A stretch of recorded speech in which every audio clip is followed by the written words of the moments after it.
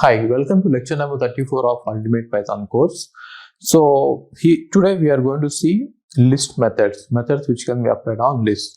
We have already seen some methods, we will revise them and then we will see some new methods. Okay, there are a lot of methods which can be applied on a list. So don't write the lecture notes. Lecture notes is in this description and watch my video at 2x speed. You will save a lot of time. Okay, so list built-in methods are these are the following built-in methods. One is append, extend, insert, remove, pop, clear, index, delete statement, count, sort, reverse, copy. Okay, we will see all of them. First, we will see append. So you can append an item to a list, right? So append adds a single element to the list at the end of the list. Okay, so it will directly modify the list, updating the original list only. It will not create a duplicate list. New list. It will modify the original list only. And append returns none type. We have seen all this. So when you say append 10 will be added at the end. Single element can be added. And when you want to add a list, it will be added as a single element, right? As a single element, it is added. It will not go into the list and then take out elements one by one and add. It will directly add the list as a single element. And then extend method.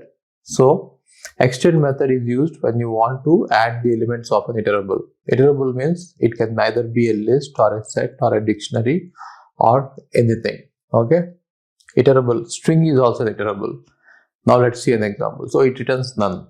It will modify the original list only and it will return none. Now, if you give extend 10, it will give an error because it always requires a iterable, not a element. Okay, so the int element is not iterable.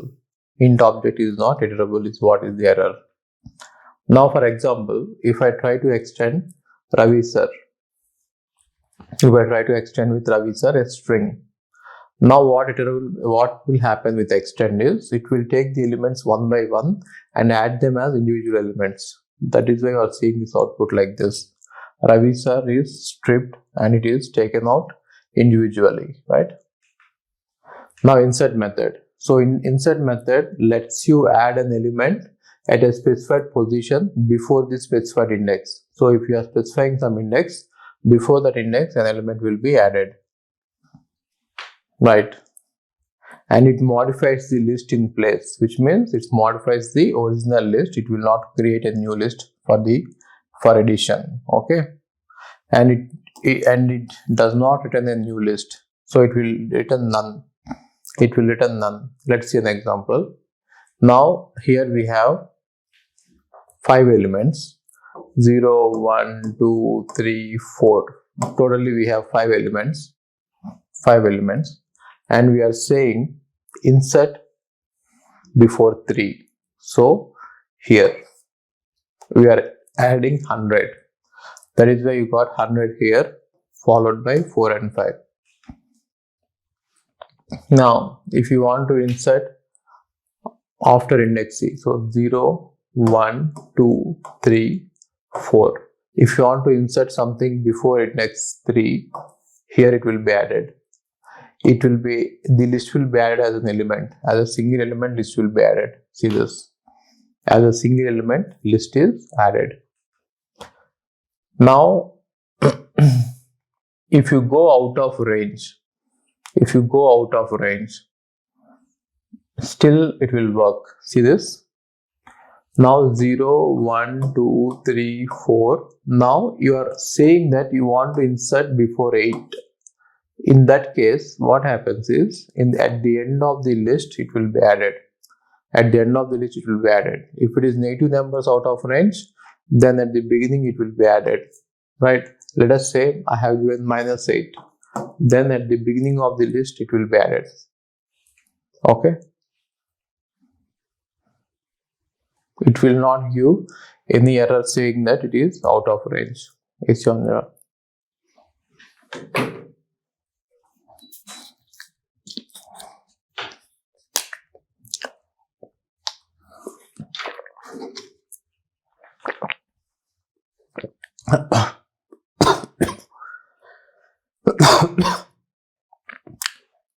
If I use minus 9 is somewhere here, right? So before that it has to be added, before minus 9, right? But then it will add at the beginning. If you are going out of the range, on the positive side it will be added at the end, on the negative side it will be added at the beginning. And now remove. So it removes the first occurrence of an element and it returns none, and it will raise a value error if the item is not found. I will show you with example. For example, if I say there are two tools here, okay? Now if I say list dot remove 2, then the first 2 will be removed and 132 will be kept. 132 will be kept. Print 1, 2, 3, right? Pop function. So pop function removes and returns an element at the given index. Whatever index you give, it is going to give you that element at the element at that position, and it also removes it. Okay. If you don't provide any index, it will pop the last item. It will pop the last item. And if the index is, if the list is empty, or if the index is out of range, then you are going to get index error. Okay. Let me show you with an example. So in this case, if I pop, I'm not passing any index here. Therefore, last element will be popped. Third element will be popped. Okay.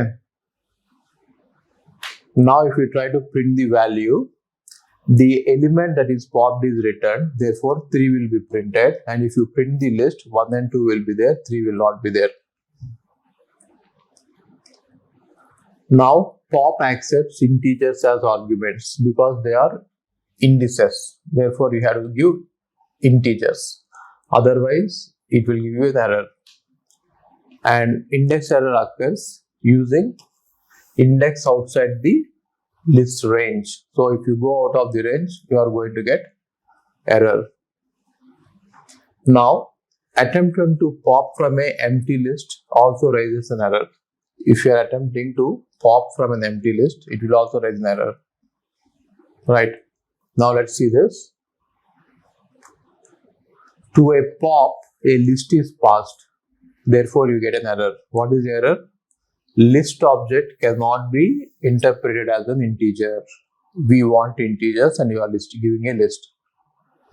Now, pop 5 is given, but in our list 5 is not there. 0, 1, 2 are there, indices, right?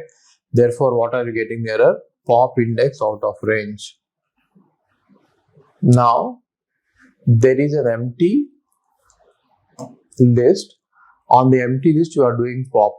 Then you are going to get an error, right? What is the error? Pop from empty list. That is index error, okay? So clear function removes all the elements from the list. List.clear can be used and it returns none. And the list object remains the same, but it is emptied. For example, if this is the list, if I do L.clear, then all the elements in the list will be deleted. All of them will be removed. And you are going to get empty list. If you try to print the list, that will give you empty list. And then delete statement deletes element slices or the entire list. So when you use the delete statement, it will delete an element, or it will delete a slice, or it will delete the entire list. For example, if you give delete list of index, then that particular element will be deleted. Okay. If you give a slice, start and stop, with a step size of 1, then that entire part will be deleted. If you delete list, the entire list will be deleted. There will be no list available after that. Okay. And remember that delete is a statement, not a function. Okay. So for example, this is the list. If I write delete 1, then 0, 1, this element will be deleted. That is why you got 1, 3, 4. If I say delete 1, 2, 3, so 0, 1, 2, 3, right? Delete 1 to 3 means it should start from 1 and it should not go 3 till 3. So this part has to be deleted. So that will be deleted 1 to 4. Therefore, you are getting 1 and 4, right? Now deleting the list. Deleting the list. If you have a list and if you write delete list, then if you try to print list, it will say it doesn't exist at all. Name L is not defined, which means it doesn't exist at all. Everything is deleted. It is not, see the difference here is, it is not empty list. It is the entire list getting deleted, okay? Now, let us see index function. Now let us see index function. So index function returns the index of the first occurrence of an element in the list. So what do I mean by this is, the syntax of the index is list.index item, the item for which you want the index, and where you want to start the search and where you want to end it. So by default, it is going to take 0 here and last length of list -1, which means by default it is going to start searching the entire list. Okay. Now let's see this. So 10, 20, 30, 20 are given. Now L dot index of 20. What is the index of 20? It will give you the first occurrence, right? So first occurrence is at 1. Therefore 1 is returned. Now if you pass an element which is not present in the list, it will give you an error that 65 is not in the list. Okay. So in the list 65 is not there, but you want the index of 65.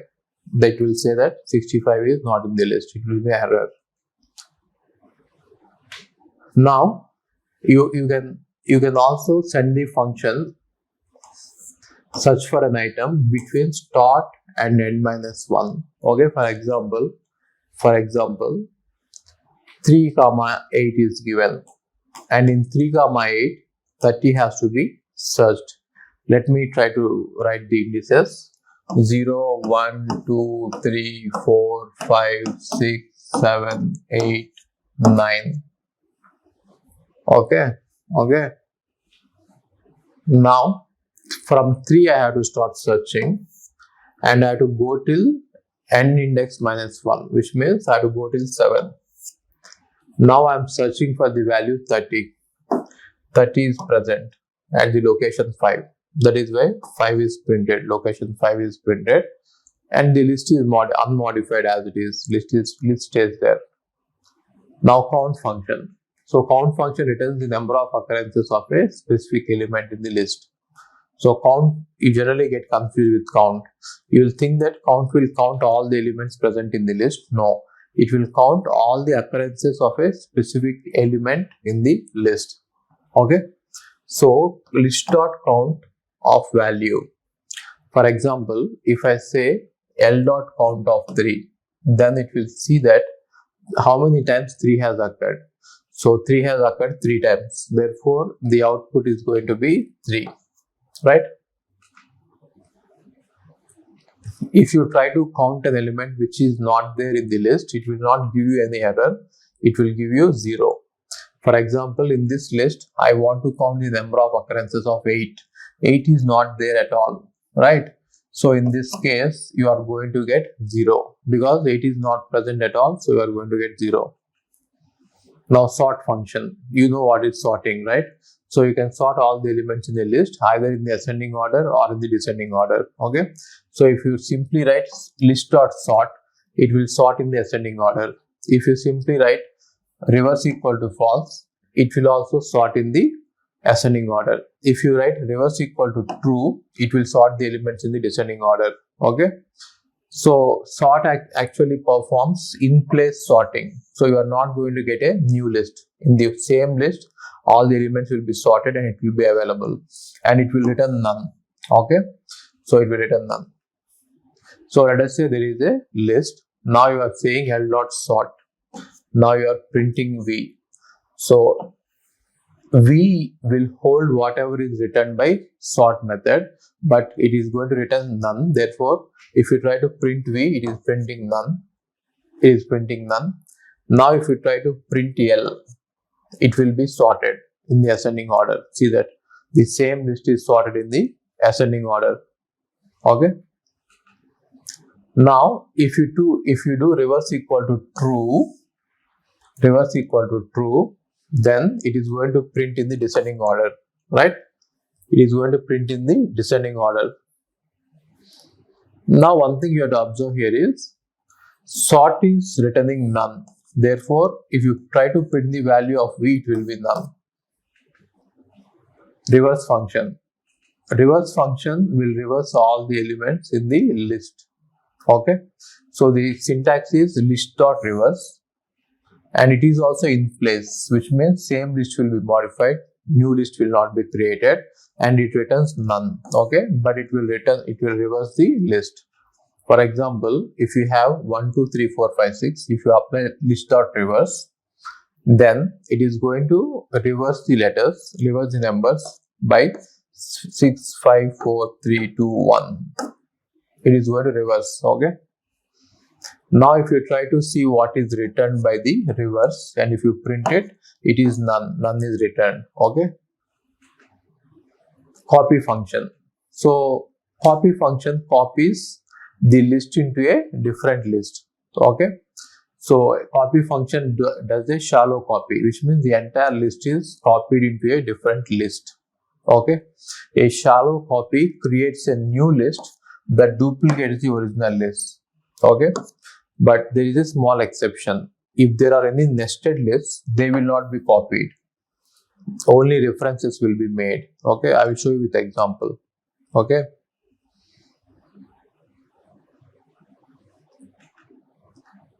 So let us say there is a list.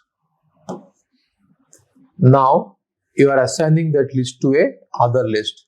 Now what happens is a new list will not be created to the same list. For example, L1 is pointing to a list. Now you have done L2 equal to L1. Then L2 will also point to the same list. That is what I am saying. A new copy will not be created. Now if you try to see the ID of L1 and L2, both of them are same. Both of them are same. If you try to print the contents of L1 and L2, both of them are same. Both of them are same. Right? Now, if you do L1 of 1 equal to 200, which means if you modify some element here by using L2, now L1 is getting modified as well as L2. Both L1 and L2 are getting modified, right? So sometimes we don't want this behavior. We want the list to be a different list. Okay. For example, if I use copy, so L1 is having some elements. Now if I use copy, then L2 will have a different set. Now if you try to print the indices of L1 and L2, both are different. See, this L1 is different, L2 is different, right? Now if I try to change something in L1 as 200, L2 as 200, L1 is not getting affected, right? Now if we try to print the values of L1, the values of L1 are 10, 20, 30, 40, but the values in L2 got changed. The values in L2 got changed as 10, 200, 30, 40, right? Now there is an exception. There is an exception. If there is a list within a list, let us say L1 is pointing to a list, and inside the list there is a list. Now if I use copy and create L2, a new copy will be created, but here this list will not come, this list will point to this, but all the other elements will be copied. All the other normal elements will be copied except the list, right? Now if you see this L2 equal to L1 dot copy, now if you print the IDs of L1 and L2, both will be different. Both of them are different lists. Okay. Now if you try to print the contents, both of them will print the same contents, right? Now if you go to L2 third element, which means if you go to L2 third element here, so here there is 10, 20, 30, and here there is 100, 200, 300. If I go to third element, this is 0, 1, 2. If I go to 3, then it will go here. And if you try to make first element has 2000, this element 200 has 2000, then it will be reflected in both the lists, right? Now if you see, if you print L1 and L2, both of them will show you 2000 and 2000, right? Okay. Thank you so much for watching. If you like the video, then please like it. If you really liked it, or if it is really fun, then do write a comment, right? And if you really loved it, subscribe to the channel and also tell your friends about this channel. Okay, it is a small request from my side. I hope you will do it. Thank you. If you want to take my GATE classes, we go to the website ravindrababuravula.in and you are going to see all my GATE classes available there. Okay. So coming to the classes, they are all recorded. Why am I doing recorded? Why am I not doing live classes? Is I have thousands of students registering for my courses every year. But then if I conduct a live class, only 20 or 30 people will be there. 20 or 30, that's it. Maximum is 40 I had. The reason is live classes are little bit wasting your time. See, you cannot watch a live class at 2x speed. You have to watch at the pace at which I teach. Generally, I will be very, very slow while teaching. So if you can go through the live classes, you can watch them at 2x speed and you can complete the syllabus very fast. 400 plus hours content is there for GATE. And if you are going to watch them at normal pace, it will take 400 hours. But if you watch it at 2x speed, it will take just 200 hours, right? So if you want any of my GATE classes, GATE Computer Science or GATE DA, the price is just 10,000 rupees. It is very, very reasonable for the kind of quality we provide. We have test series, we have doubt sessions, we have videos, we have lecture notes for everything. Even you don't have to write any lecture notes. I will provide you lecture notes for every subject. You just have to sit back, watch the videos at 2x speed and revise the notes. Short notes will be provided, long notes will be provided, formulas will be written in the separate notes. Everything will be there provided to you. You don't have to work hard. And coming to, if you are planning to go abroad, we also have study abroad program.